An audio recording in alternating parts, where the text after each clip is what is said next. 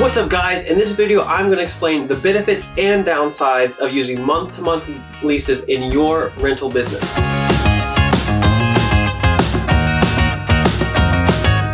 My name's Dan Kohan and I'm a Kansas City real estate investor. I just bought my second property. First off, special thanks to Rent Redi for partnering with me on this video. If you want an awesome rental management software that's going to do everything A to Z that I personally use, go ahead, click the link in the description below, use my code DAN20 to get 20% off your Rent Redi subscription.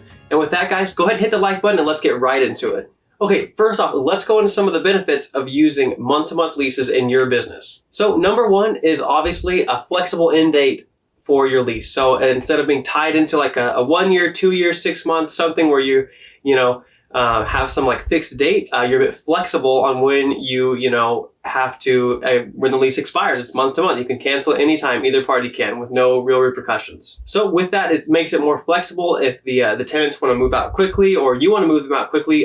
Perhaps a good example of why you may want to do a month to month lease for a period is like if you rent in an off period of the year, like say you rent in the winter, or something like that, where you wouldn't want to do another 1 year lease because then you're going to have to get another tenant in the winter when people are just not wanting to move. So you may want to instead do a month-to-month lease until you get to a peak set of months, like say the summer months when people are looking to move, and then you could then renew their lease as a 1 year. I use a month-to-month lease for all of my roommate tenants because I didn't know if I was going to like them or not, like living with them. So, it's as simple as just, hey, it isn't, I just don't want to renew the lease anymore. You just have 30 days instead of, getting into a long-term commitment with somebody and, we'd have to live together for a long time. So, I personally use it with all of my roommates just because it's a bit more of a different relationship than just purely they're living in one of my units.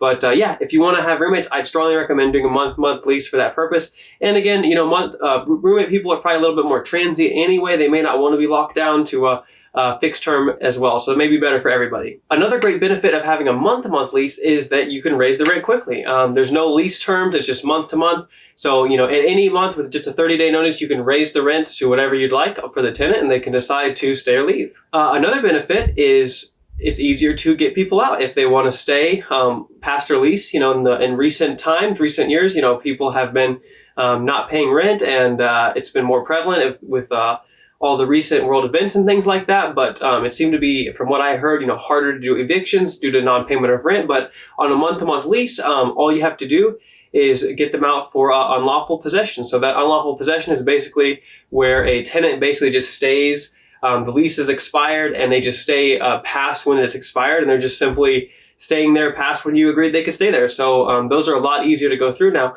Ideally, eviction's never a good option for anybody if it can be avoided. But, if you really had to, that's most places will be, good to do that. Guys, if you like those, go ahead and hit the like button right down below this video if you're liking this content so far. Now let's get into some of the negatives of month-to-month leases. All right, now straight into some of the cons. Now, obviously, on the very flip side of flexible is it's also uncertain. Now, if you want, certainty of rent, certainty that those tenants are going to be paying, at a certain period of time, then, a month-to-month lease is uncertain because, again, either party can cancel at any time with only a 30 days notice, and then you're going to have to find another tenant. So that can be a bit, daunting. You might not want that insecurity, I guess.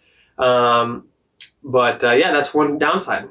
So another con with the uncertainty of, not having a fixed end date is you don't have a lot of time to prepare for finding a new tenant. 30 days for some people can be not enough time to find somebody new. If you're right now is a pretty good market, but in some other markets and stuff like that, different times, it's not as easy to find tenants. So 30 days may not be enough time to find a tenant. And then third, along with that, you just have less predictable rental income. It's harder maybe to forecast what your income and revenues are going to be when you have a month-to-month lease. Now, ideally, your property set up it's a desirable place in a desirable location that you're always going to have a string of tenants wanting to rent from you, but maybe not. So you might want to, if you're not comfortable with those things, you may look into more fixed leases. All right, guys, if you like that content, please hit the subscribe button down below. And guys, if you want an awesome rental management software, Rent Redi is the best one for you. Go ahead and hit that link in the description. Use code DAN20 to get 20% off your Rent Redi subscription. Super awesome. I use it myself. And guys, if you want some more value, hit the like button, hit the subscribe. And with that, I'll see you in the next chapter.